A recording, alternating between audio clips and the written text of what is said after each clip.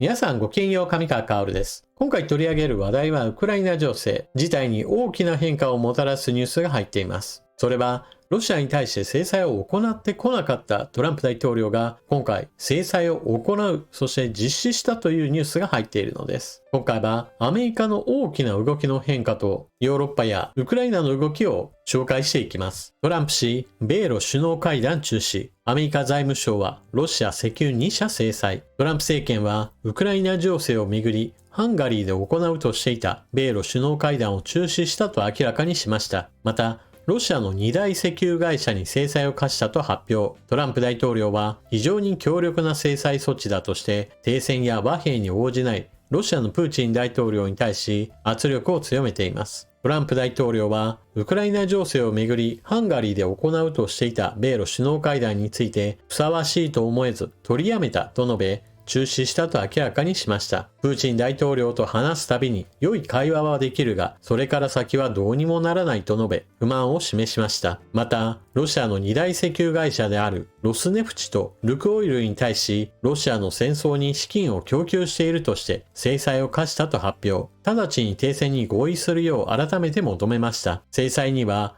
アメリカ国内での保有する資産の凍結や取引の原則禁止が盛り込まれ、同盟国にも制裁に加わるよう呼びかけています。これは2期目のトランプ政権でロシアに制裁を科すのは初めてだとのことです。これに対してロシア外務省のザハロワ報道官は今月16日にロシアとアメリカの両大統領の電話会談で合意された内容に沿ってアメリカ国務省との連絡を取り続ける用意があると述べ、引き続き首脳会談の開催を模索する姿勢を示しました。また、ロシアの2大石油会社に対し制裁を科したと発表したことについては、有意義な交渉を通じたウクライナの紛争の解決に向けてシグナルを送るという観点からも完全に逆効果だとみなしていると述べ、アメリカを批判しました。ロシアの石油やガス収入は歳入の3割。イギリスのエネルギーの研究機関によりますと、ロシアでは石油やガスから得られる収入は国家歳入の3割を占め、このうち石油関連の収入が 85%、ガス関連が 15% だということです。欧米各国による制裁により、ロシア産の石油の価格は市場の取引価格より低く抑えられていて、先月の石油ガス収入は前年の同時期と比べ 24.5% 減少したと伝えられています。現在、海上輸送による原油の輸出先はインドが 45%、中国が 35%、トルコが 11%、この3つの国で全体のおよそ 90% を占めています。アメリカによるロシアに対する制裁を EU 各国は歓迎しています。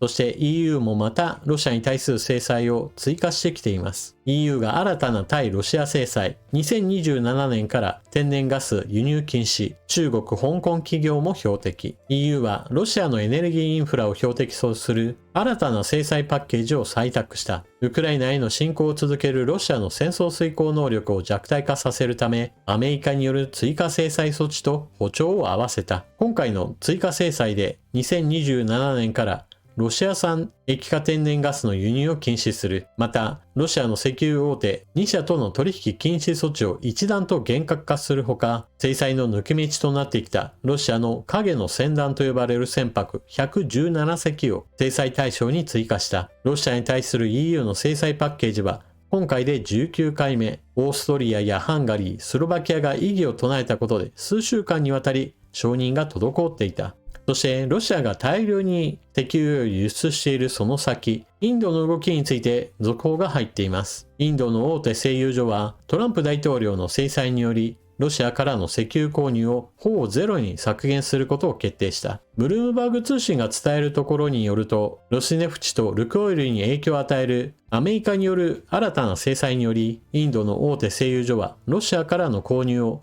事実上ゼロに減らすと予想されていると報じている。ブルームバーグの情報筋によると、ロシアがインドに石油を輸出し続けることは事実上不可能になるという。インドはロシアから1日あたり160万バレルの石油を購入し、輸入需要の 36% を賄った。今年4月から6月までのピーク時には供給量は約1日あたり200万バレルに達した。しかし、インド最大のロシア産原油輸入業者であるリライアンス・インダストリーズは、ロシア産原油の輸入を大幅に削減、あるいは完全に停止する予定である。インド石油公社、ヒンドゥスタン石油公社、マンガロール製油所との契約も見直しされているとのことだ。ブルームバーグ通信によると、インドの製油所によるロシア産原油の新規購入需要はすでに10月に減少し始めている。トランプ大統領がインドのモディ首相がロシア産原油の輸入をやめていくと約束したと発言したことを受けて、新規注文への動きは急落している。これまでトランプ大統領はロシアのプーチン大統領と首脳会談を直接会ってするんだという方向性で、ロシアに対しても非常に甘い態度をとって、少しでもロシアの態度が軟化することを望んでいました。だからこそ、ロシアがドネツク州について譲渡せよというような話をしてくると、トランプ大統領自身もゼレンスキー大統領にそのようなことを言ったと言われています。ただしこれは誤報だとトランプ大統領自身は発言していますから、真相はわかりません。しかし一方において、トマホークミサイルの供与の件については、検討するという話がかなり長い間報道されましたが、ハンガリーで首脳会談を行うと発表した後においては、トマホークミサイルの供与の話がかなり後退。現在では供与の予定が立たなくなってしまいました。そこに来て急に今回のようなロシアに対する初めての制裁実施ということもあって、私はかなり驚いています。これまでトランプ大統領はロシアに対しては常にやるぞ、やるぞ、やるぞと言いつつも2週間経ったらコロッと忘れてまたリセットされるということが繰り返されていましたから、このようにいきなり制裁実施に動いたのは全く予想できませんでした。ちなみに今回の制裁は確実に意味があります。もちろん制裁というのは制裁逃れを行うといったロシア側の反応もあり、常にいたちごっこが発生します。しかし一度制裁をかけたからには同じやり方については経済的にも影響が出るものですから、必ずその悪影響はロシアに及びます。例えば直接取引をやるなというはっきりと明言されたことにより、ロシアの会社がアメリカから睨まれて二次制裁を食らったらちょっととんでもないことになるなと考えて、直接取引を今後はやらない方針だという話になれば、当然のようにロシアとしては物が売れないわけですから、収入が減少してしまうことになります。また今回の制裁においては対外資産の凍結といった措置も含まれていますから、これはもう一旦凍結されたものについては外部のものが制裁対象の口座に入っていたお金を動かせなくなります。トランプ大統領は今回の制裁は強力なものであるが、同時にこのようなものが長く続かないといいなという具合にして、一応プーチン大統領に対しては事態が変わったらお金を返してあげるよみたいなことは言っています。このあたりがトランプ大統領の甘さがまだ残っている部分です。ちなみになぜこのように制裁を発動したのかについて原因は全くわかりません。報道においてもトランプ大統領がなぜこの決断を今になって行えたのかは本人も話していませんし、アメリカの国防総省なども一切その理由については触れていません。トランプ大統領のロシアに対する接し方を見ると、常に最新の助言者が聞き込んだ情報をもとにしてトランプ大統領が発言することから意見が結構コロコロ変わるものです。ですから今回制裁を発動するからには誰かしらがロシアの悪行についてこんこんと説明し、それによってトランプ大統領の心が変わったのかもしれません。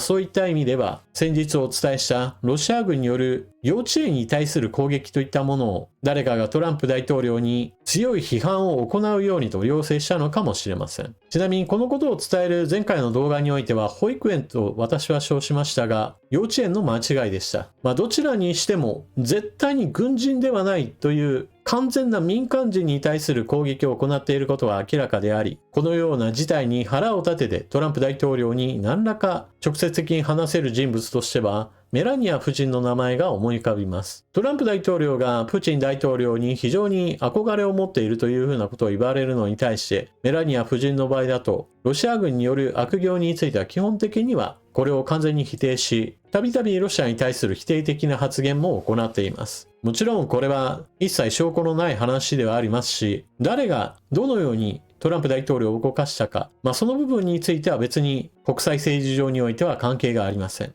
とにかくトランプ大統領が初めてロシアに対して制裁を行ったということが、これは大きな出来事だと言えます。一方、アメリカや EU による制裁というのはあくまでも取引そのものを阻害することによってロシアの収入を少しでも減らそうとするものです。これに対してロシアの戦略資源に対して直接的な攻撃を行っているのがウクライナ軍です。取引に対して制裁をかけるよりも、こうした直接的に軍事的な制裁を加える方がロシアに対してはダメージになるはずです。キーウポストより3度目の正直、リャザン石油精製所ドローン攻撃の報告を受け再び炎上。報道によると、ウクライナのドローンがリャザンにあるロシネフ最大の製油所を攻撃し、大規模な火災が発生した。この重要な燃料拠点に対する攻撃は8月以来3回目となる。今回攻撃が行われた場所の航空写真と場所を示す画像がこちら。実際に炎上している様子というのがこちら。ちょっと撮影者がかなり驚いているのか、手がブルブルと震えていることがわかります。こちらの映像では、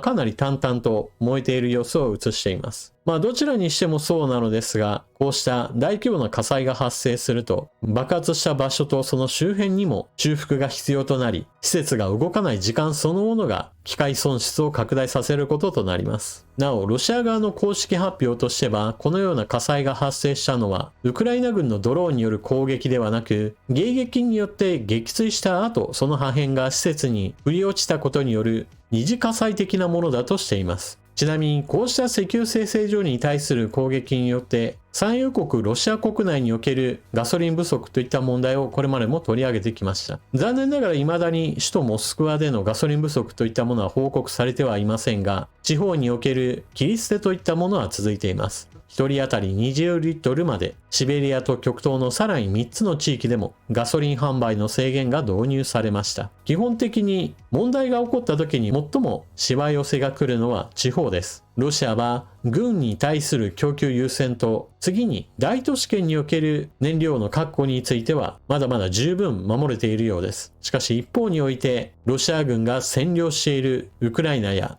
ロシアの中央政府から見た場合における価値が低いとみなされた地域においては、供給が全く追いついていない状態で放置されているようです。そしてロシア国内におけるモラルハザードが発生するであろう重要な出来事が発生しています。ロシア最高裁判所は戦争で亡くなった人々の遺族の借金を全て帳消しにする判決を下した。ロシア最高裁判所はウクライナとの戦争で戦った軍人が死亡した場合、徴兵された時期や契約に署名した時期にかかわらず、その家族のすべての信用債務は消滅するとの判決を下したとインターファックス通信が報じた。この規定は兵役に招集された日、特別な軍事作戦に参加する日、または契約に署名する日より前に締結された契約に適用される。2024年11月、プーチン大統領は対ウクライナ戦争に参加したロシア軍人の1000万ルーブルまでの債務を帳消しにする法律に署名。同法によれば、債務帳消しは2024年11月1日までに裁判所の徴収命令が発行し、執行手続きが開始されていることを条件としている。また、国防省との契約は2024年12月1日までに締結されることも条件となっている。2024年4月、プーチン大統領はローン免除期間中の待機軍人向けローンの利子を免除する法律に署名。8月、政府はローン免除の根拠として軍人への勲章授与、死亡、あるいは年齢や契約満了による除隊が含まれることを明確にした。ロシア軍としてはどんどんと人を集めたいという状況ですから、ありとあらゆる策を講じるものです。その一環として行われたのが、亡くなったら借金については帳消しにしてあげるよというものです。借金をしている人がもはや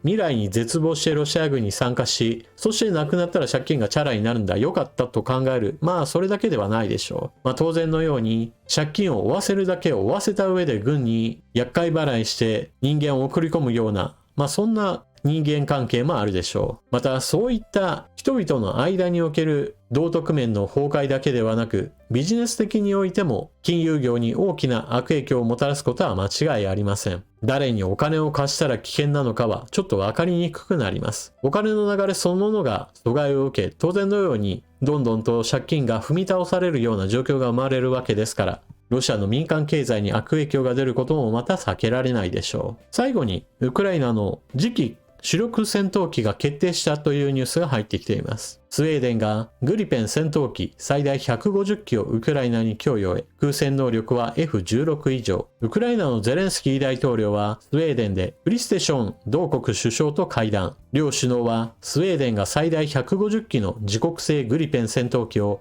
ウクライナに売却する方向で基本合意した。ゼレンスキー氏はグリペンの製造元であるサーブ社の工場を訪れ、来年に少なくとも100機のグリペンを受領して運用したい考えを明らかにした。ウクライナは空軍パイロットをスウェーデンに派遣し、グリペンを検証済みだという。ロシアに侵略されたウクライナへの軍事支援をめぐっては、トランプ政権がウクライナへの直接的な支援を手控え、支援の先細りへの懸念が強まっている。スウェーデンを含むヨーロッパの NATO 加盟国は、米国製兵器を購入してウクライナに供与する新しい枠組みを通じて、ウクライナを支えつつ、自らの防衛産業基盤を強化して、ウクライナにヨーロッパ製兵器を供与する動きを一層活発化させていく考えだ。グリペンは F35 や F22 に匹敵するステルス性能を持つとされる第 4.5 世代の多用途戦闘機。比較的安価なコストで運用でき、ウクライナが導入済みの米国製 F16 戦闘機と同等の対地攻撃能力を有する。また、グリペンはイギリス、フランス、ドイツ、イタリアが共同開発した長射程空対空ミサイルミーティアを搭載可能で、空戦能力で F16 を上回るとの指摘もある。産経新聞がスウェーデン製のグリペン戦闘機は F16 戦闘機を上回るんだというようなことを書いているわけですが、ちょっとこれは盛りすぎだと見た方が良いでしょう。確かに長射程ミサイルを使えば F16 戦闘機よりも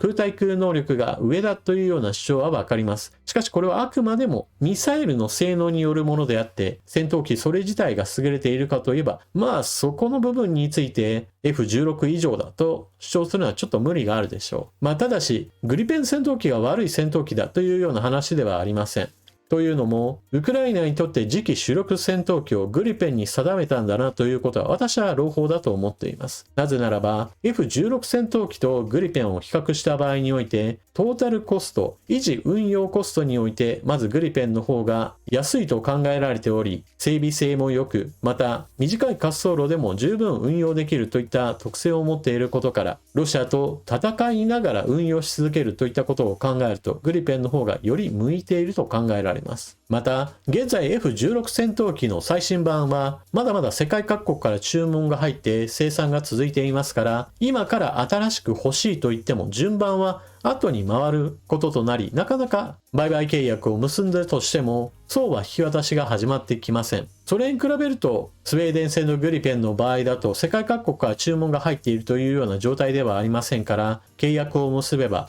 生産して積極的にウクライナへと供与されることとなります。あとは資金面でどう売買契約を結ぶかです。一番良い案というのはロシアの凍結資産を使って売買契約を結んで、スウェーデンはロシアの凍結資産の上がりをもってして自分たちの購入代金として受領する。そしてウクライナ自身は自分でお金を払わずにロシアの凍結資産を元にして払いますよという形にすれば、最も良い形となります。現在この方式はヨーロッパがウクライナに対して兵器供与や弾薬供与を行う時の仕組みとしてすでに活用が始まっています。その方式を現在でもすでに使っていますから、その上さらにもっともっとという話になるとちょっと難しいかもしれません。グリペン戦闘機150機というのはおおむね4兆円から 4.5 兆円程度の費用が必要だと考えられています。ウクライナが来年から100機ぐらい欲しいと言っても、そもそも生産能力として1年で100機をいきなり作るということは難しいでしょう。